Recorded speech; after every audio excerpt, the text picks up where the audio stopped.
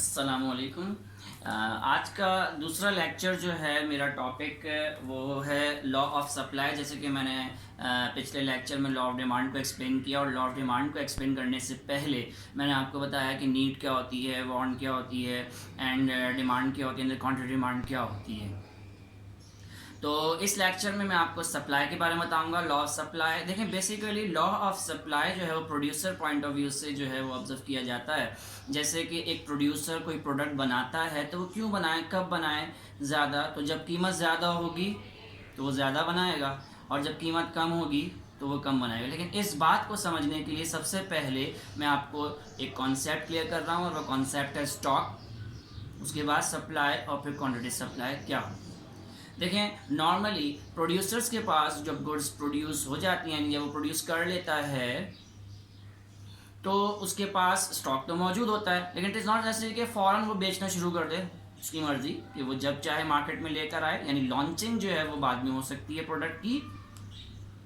तो जैसे कि मैंने यहाँ पे आपको एक्सप्लेन किया कि स्टॉक क्या है, तो स्टॉक जो है बिजनेसमैन के पास वो क्वांटिटी है जो कि प्रोड्यूस हो चुकी है, मौजूद है, लेकिन अभी उसने सेल के लिए प्रेजेंट नहीं की है।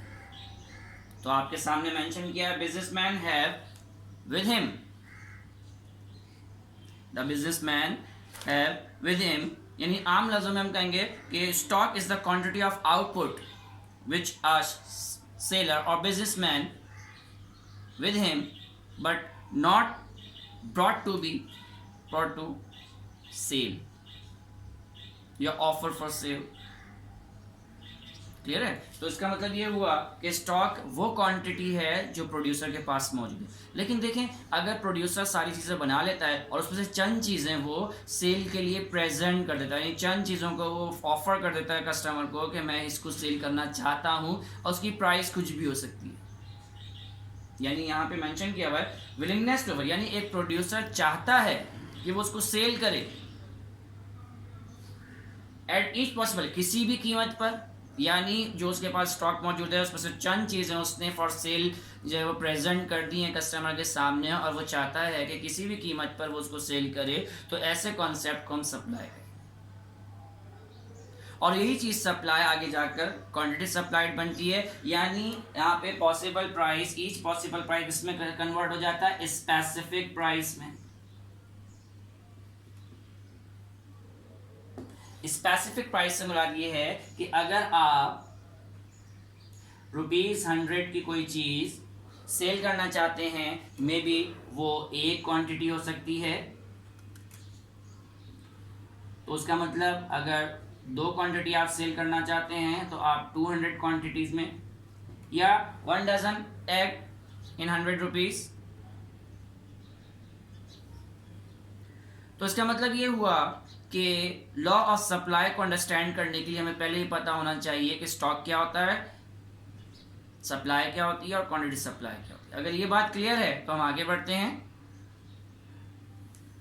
देखिए, जैसे इससे पहले भी मैंने आपको बताया कि लॉ ऑफ डिमांड के कॉन्सेप्ट में कि डिमांड डिपेंड करती है प्राइस पे, तो यहाँ पर क्वांटिटी सप्लाई भी डिपेंड करती है प्राइस पे। यानी price is an important term used in law of demand and law of supply. तो लॉ ऑफ सप्लाई का ताल्लुक, यानी सप्लाई का ताल्लुक प्राइस से क्या है, direct relation. Law of demand में इनवर्स रिलेशन था, लॉ ऑफ सप्लाई में डायरेक्ट रिलेशन है। डायरेक्ट रिलेशन मीन्स दोनों चीज़ें इंक्रीज होती हैं, दोनों चीज़ें डिक्रीज होती हैं। यानी इसका मतलब ये हुआ कि when the price of a particular thing increases, its quantity supply also increases and vice versa। यानी दोनों चीज़ें इंक्रीज होंगी और दोनों चीज़ें डिक्रीज होंगी, लेकिन उसके लिए समथिंग, यानी other thing remain must be same. यानी कहने का मतलब ये है कि अगर मैं स्टेटमेंट की तरफ जाऊं लॉ ऑफ सप्लाई की, तो मैं कहूंगा other things remain the same when the price of a particular good increases its quantity supplied also increases and vice versa। बहुत करीब स्टेटमेंट है लॉ ऑफ डिमांड के। सिर्फ फ़र्क क्या है कि लॉ ऑफ डिमांड में प्राइस कम होती है तो क्वांटिटी डिमांड बढ़ती है। लॉ ऑफ सप्लाई में when price increase quantity supply also increase and vice versa. तो यहाँ पे मैं एक्सप्लेन करना चाहूँगा कि अगर किसी भी चीज़ की कीमत में इजाफा होता है तो उसकी सप्लाई प्रोड्यूसर बढ़ा देता है। वो चाहता है ज़्यादातर प्रॉफिट अर्न करे, ज़्यादा चीज़ें सेल हों, इस वजह से। ठीक है, तो इस स्टेटमेंट को हम मज़ीद आगे लेके चलते हैं। मैं आपको यहाँ पे शेड्यूल और डायग्राम एक्सप्लेन कर देता हूँ। इसके बाद दूसरा स्टेप है हमारा।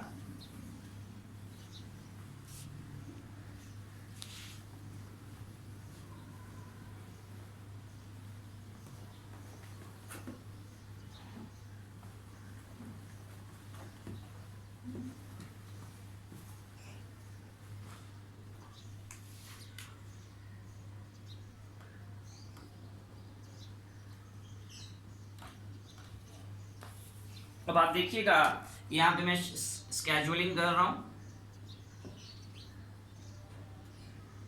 जिसका ताल्लुक ऑब्वियसली किससे है, प्राइस से है। पी को प्राइस को हम पी से डिनोट कर देते हैं, क्वांटिटी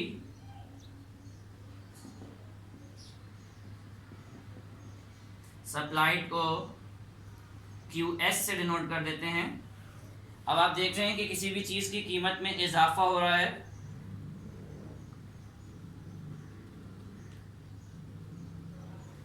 तो क्वांटिटी डिमांड, क्वांटिटी सप्लाई जो है वो भी इंक्रीज हो रही है।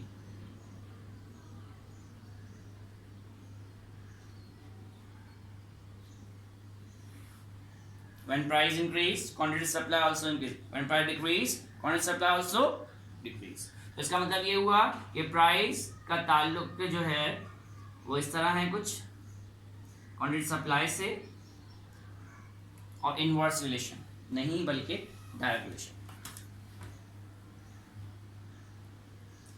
अब आपके सामने ये डायग्राम मैंने बनाया है।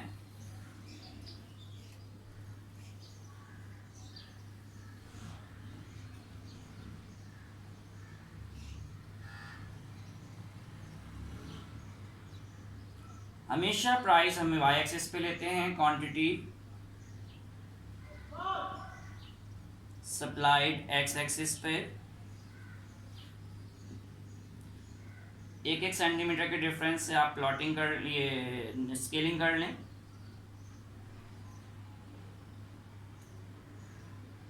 पांच वैल्यूज तो 5 पॉइंट्स लगा दिए मैंने।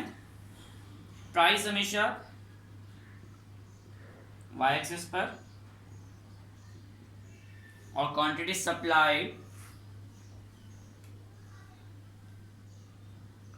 एक्स एक्सिस पर। ये वैल्यूज हम सब अपनी मर्जी से लेंगे। एक हमारा अंदाज़ा होता है कि इस तरह कीमत बढ़ेगी तो इस तरह सप्लाई इंक्रीज होगी या डिक्रीज होगी। ठीक है, अब आप देखें 10 पे 20 है तो आप इसको इस तरह प्लॉट कर सकते हैं, डॉट्स की शक्ल में मेंशन कर सकते हैं। 20 को 40 से मिला दें, 20 40 इस तरह, एंड देन 30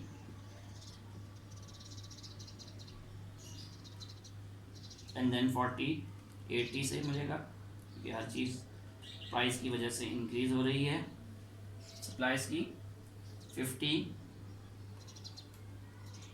और क्वांटिटी। अब आप इसको ज्वाइन कर दें। ये जो अपवर्ड लाइन बनी है इसको एस से डिनोट कर दें। ये लाइन क्या कहलाएगी, सप्लाई कर्व। तो लॉ ऑफ सप्लाई में आपने देखा when the price increase quantity supply also increase. From left to right अगर आप फोकस करें तो जैसे जैसे कीमत बढ़ती जा रही है सप्लाई भी बढ़ती जा रही है। तो ये पॉइंट्स शो कर रहे हैं supply increase from left to right. तो इसका मतलब ये हुआ कि लॉ ऑफ सप्लाई का कर्व जो होता है वो हमेशा क्या होता है, अपवर्ड डायरेक्शन में होता है, फ्रॉम लेफ्ट टू राइट। ठीक है। तो इसका क्या मतलब हुआ, लॉ ऑफ सप्लाई इस चीज़ को मेंशन कर रहा है कि अगर किसी भी चीज़ की कीमत में इजाफा होता है तो प्रोड्यूसर उसकी सप्लाई बढ़ा देता है, मार्केट में उसकी सप्लाई बढ़ जाती है। और अगर फ़र्ज़ करें किसी भी कीमत में, किसी भी चीज़ की कीमत में कमी होती है तो उसकी सप्लाई भी कम हो जाए। उसकी बेसिक रीज़न क्या है कि प्रोड्यूसर चाहता है कि जब कीमतें ज़्यादा हों तो उससे ज़्यादा प्रॉफिट हो, ज़्यादा क्वांटिटी ऑफ गुड्स उसकी बिके। इसमें भी एक कॉन्सेप्ट है other thing remain the same, यानी other factor must be same.